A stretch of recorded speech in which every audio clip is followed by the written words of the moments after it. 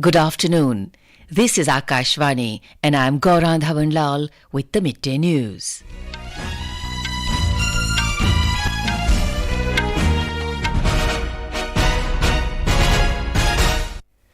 The headlines. Prime Minister Narendra Modi says BJP government at the centre paying special attention to infrastructure development in the country. Launches over 27,000 crore rupee development projects in Chhattisgarh. World Bank retains India's GDP growth at 6.3% for 2023-24 despite global headwinds. Finance Minister Nirmala Sitharaman distributes loans under Prime Minister's loan schemes in Coimbatore, Tamil Nadu. Incessant rainfall triggers flash flood-like situation in several parts of Kaimur district in Bihar.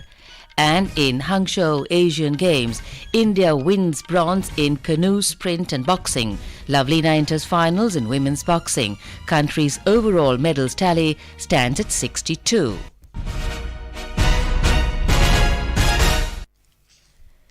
Prime Minister Narendra Modi has said that the BJP government at the centre is paying special attention to infrastructure development in the country. Addressing a program in Jagdalpur, Chhattisgarh today, the Prime Minister said that in the last 9 years, the expenditure on infrastructure development has been increased to 10 lakh crore rupees. The Prime Minister said that the dream of a developed India will be fulfilled only when every state, every district and every village is developed. विकसित भारत के लिए physical, digital और social infrastructure भी भविष्य की जरूरतों के हिसाब से होना चाहिए।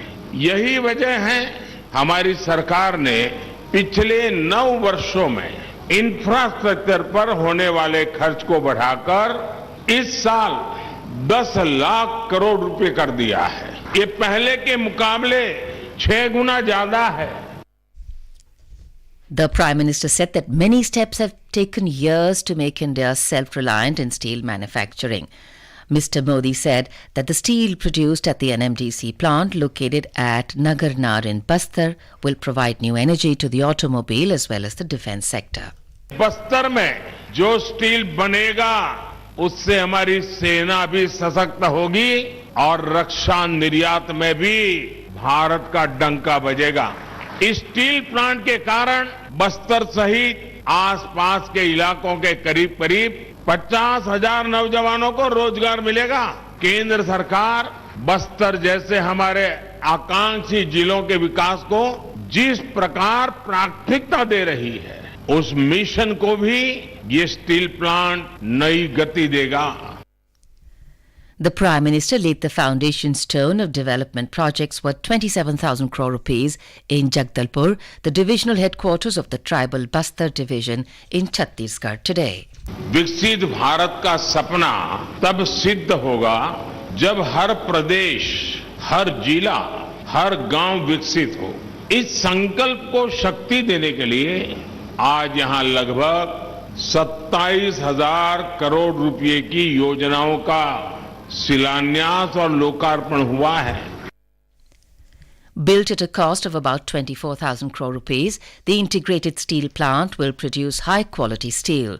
This plant and its ancillary industries will generate employment opportunities for thousands of people.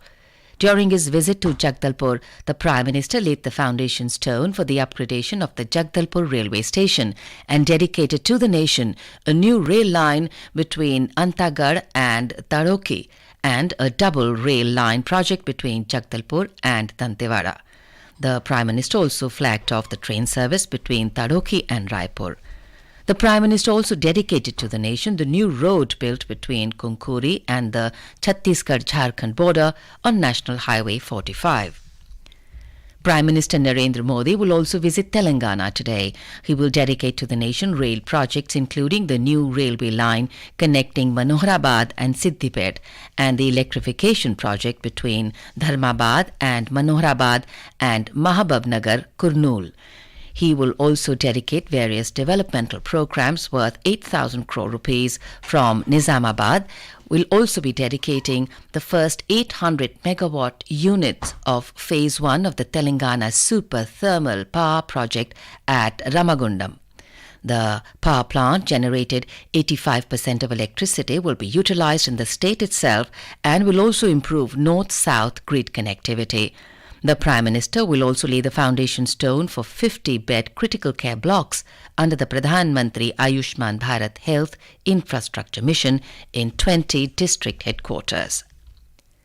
The Full Election Commission of India reached Hyderabad to assess and review the state preparedness for holding assembly elections.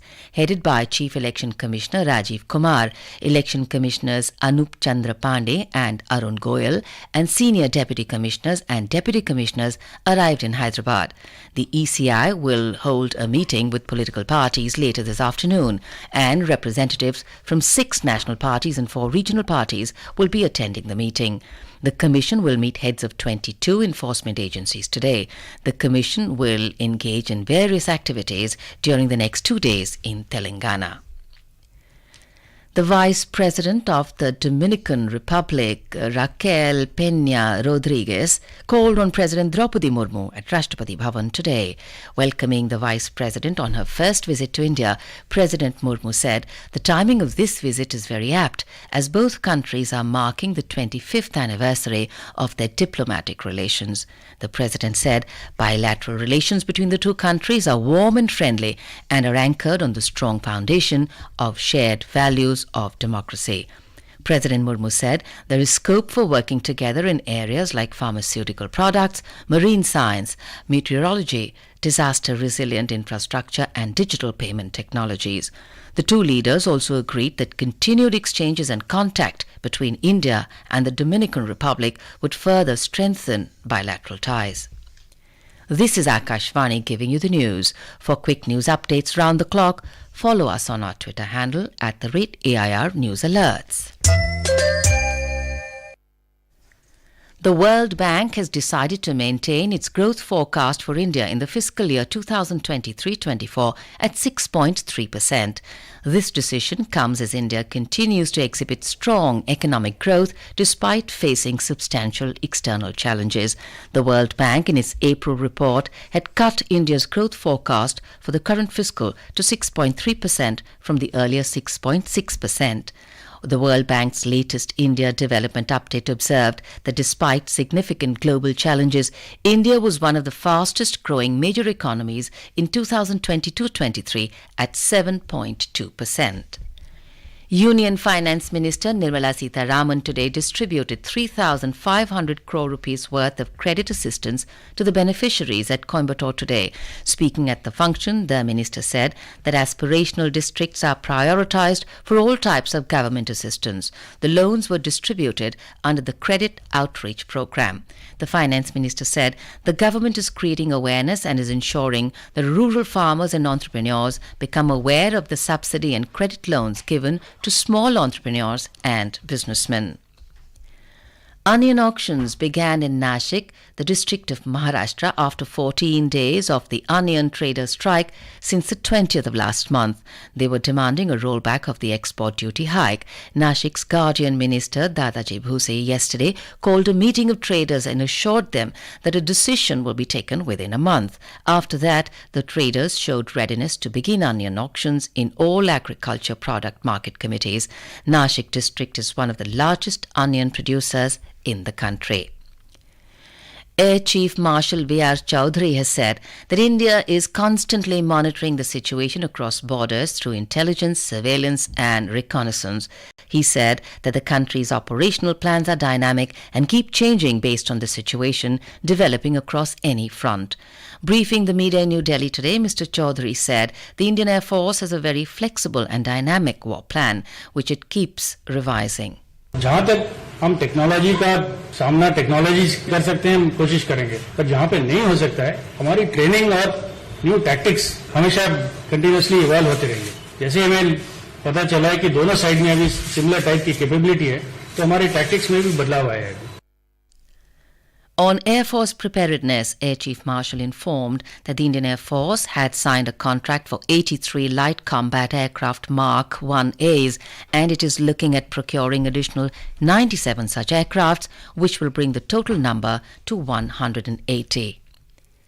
In Bihar, incessant rainfall has triggered a flash flood-like situation in several parts of Kaimur district. Seasonal rivers like the Karmanasha, Durgavati and Suvara are in full spate due to continuous rainfall. Several buildings, hospitals and offices have been submerged in Bhabua city due to a rise in the water level of Suvara river. School children of DV School and Kasturba Gandhi Awasya Vidyalaya were rescued in an emergency situation after floodwater entered the premises.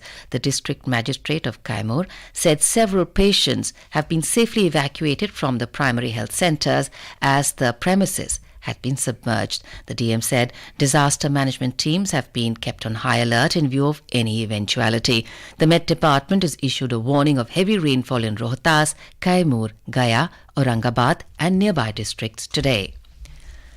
The Maharashtra government is assured that the cause of each of 24 deaths will be investigated in Nanded Government Medical College and Hospital. These deaths were recorded in the hospital within 24 hours on Saturday and Sunday.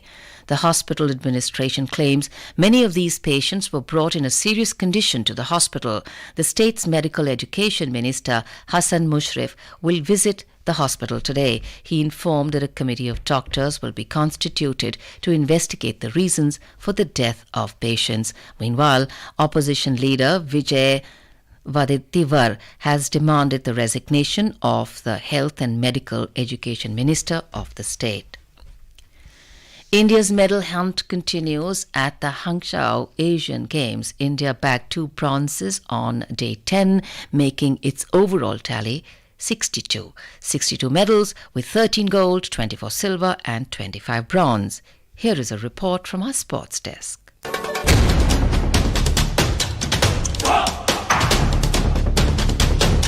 India's ace women pugilist Lovlina retaining her sublime form in the current edition of the Asian Games as she advanced into the final of the women's boxing 75 kg event by beating Thailand's Bison Manikon in the semi-final bout. However, Preeti lost her semi-final against Chang Guan of China in the 54 kg weight category to win the bronze medal. In canoeing, the duo of Arjun Singh and Sunil Singh Salam won bronze in the men's canoe double 1000 meter event. In cricket, India secured a spot in the semi-finals of the men's cricket match with a 23 runs victory over Nepal. In the archery event, Jyoti Surekha Vennam advanced to the final of the individual women compound event by defeating Aditi Gopichand. Aditi Gopichand Swami will play for bronze. Ojas Praveen Devtale beat Yang Jivon by 150 to 146. Abhishek Verma secured his spot in the men's individual compound final with a victory over Korea with a score line of 147 to 145. Ojas will later take on Abhishek in the gold medal match, essentially confirming both gold and silver for India. In badminton, HS Pranoy beat Mukhbat of Mongolia in the men's single round of 32 and PV Sindhu beat Wen Qinsu of Chinese Taipei in the women's single round of 32. In the women's double round of 32, India beat Maldives. Prime Minister Narendra Modi has congratulated India's players for their outstanding performance at the Asian Games. India's contingent will be hoping to use platform as a springboard to the success of the coming Olympic Games. With Shivani, this is Raina for Sports Text.